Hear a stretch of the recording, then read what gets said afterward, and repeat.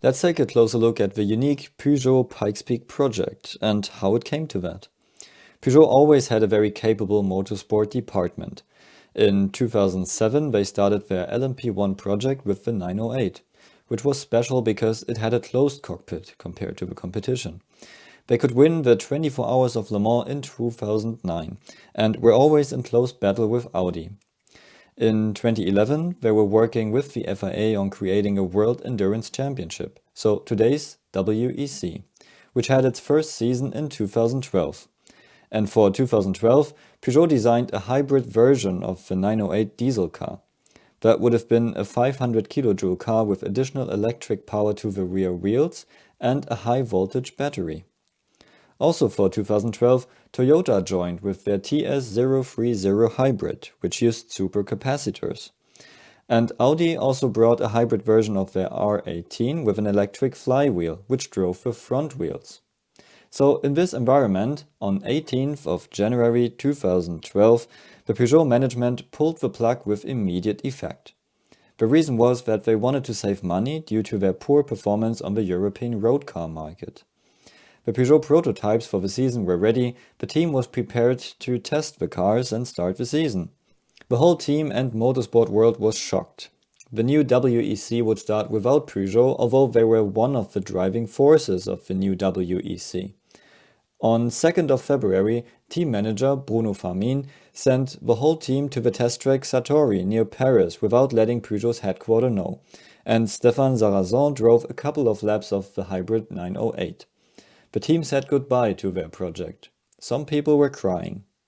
Peugeot had a very capable motorsport team which was now unemployed, and they needed a new challenge. They were thinking about a way to make the best use of the components and talents they had. They decided to compete at the Pikes Peak hill climb race. That was a strange decision because Peugeot didn't even sell cars in North America, so people there didn't even know the brand. But with its open regulations, they were able to use the existing LMP1 components, and designing an open regulation race car was a great challenge for their remaining motorsport department. So they designed a tube frame which is much cheaper than a monocoque.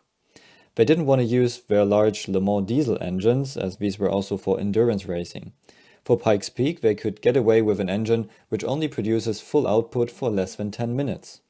So they installed the 10-year-old 3.2-liter V6 biturbo Peugeot race engine, which the Courage T16 used before, and tuned it to 875 horsepower.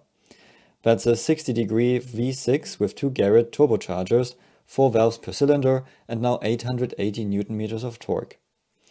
Since in hill climb extreme acceleration is important and top speed a lower priority, they decided to use all-wheel drive and persuaded Michelin to give them their new LMP1 tires for the upcoming 2014 season. These had a 335 ZR18 dimension, all around. And because of the all-wheel drive, they couldn't use their LMP1 X-Track gearbox. Instead, they used a sequential 6-speed gearbox with a front outlet to drive the front axle, and chose very short ratios.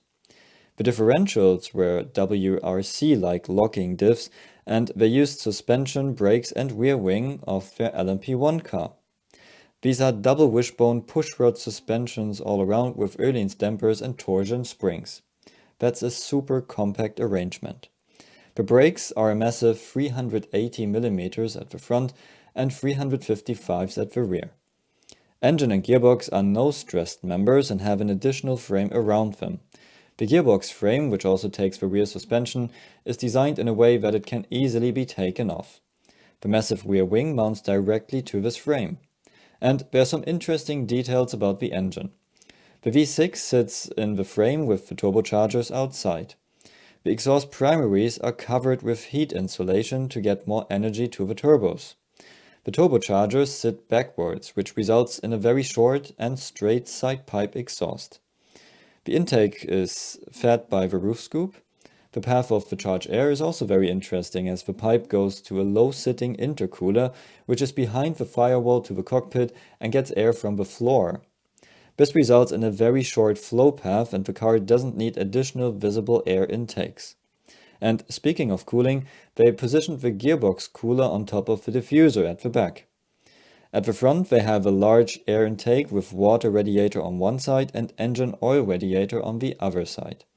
The gap between both is covered by this black piece. And the advantage of this side-by-side arrangement is that both radiators get the same cool air. And you can also see how they blanked the radiators, so covered the net from below with tape if they needed less cooling. Interesting is here that they used different additional radiators, possibly for power steering. At the record run at Pikes Peak, this additional radiator wasn't there.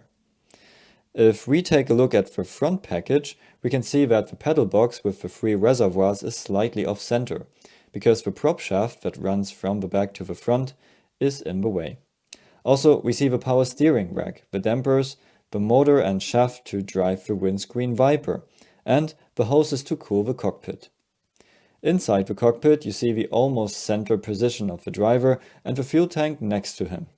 The whole cockpit is kept very simple. There is no large dashboard, and we see the pure frame. You can even see the sun shining through the Aramid wheel arch liners. Also nice to see the old mobile phone at the side, so Loeb could call the team in case the car breaks down.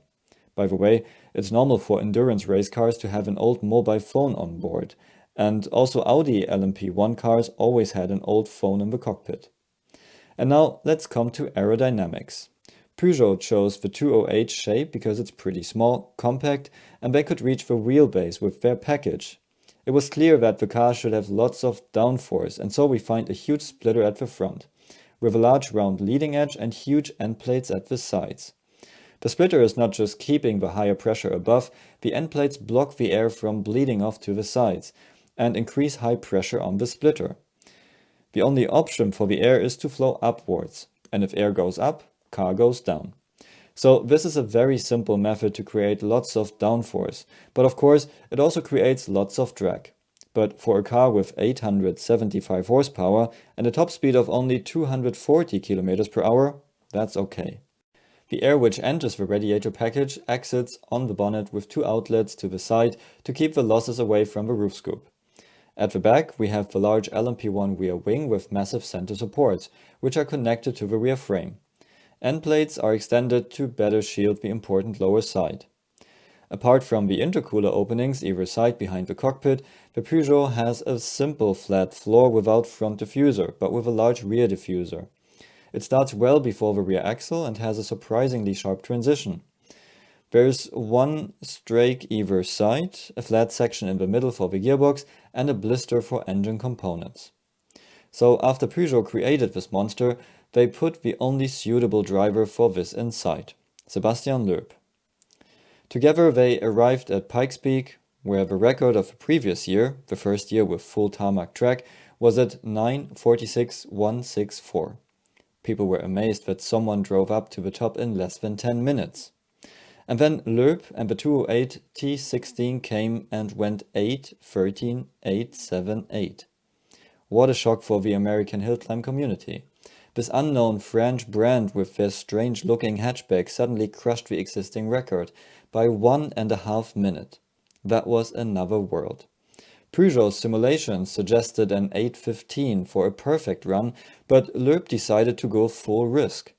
The marketing effect of this was limited, like we said, because Peugeot didn't sell any cars in the US. But it was a nice little project for Peugeot's motorsport department, and it's a great story in motorsport history. So, to summarize that, Peugeot suddenly pulls the plug on their LMP1 program and needed a new challenge for their motorsport division. They chose the Pikes Peak hill climb, although Peugeot is not selling cars in North America. They take suspension, brakes and rear wing of the LMP1 car, WRC diffs and a 10-year-old race engine which they tuned to 875 horsepower. Combine all that with short gear ratios and massive downforce, and with all this they created an 875 kilogram car which accelerated from 0 to 100 km per hour in 1.8 seconds and from 0 to 240 in 7 seconds. With this they arrive at Pikes Peak and crush the current impressive record by 1.5 minutes. What a project that was. And later, Peugeot took on another challenge which changed the sport. Learn more about their unique Dakar program in my other video, and please consider to become a B-Sport Club member for more videos like this. See you at the next video.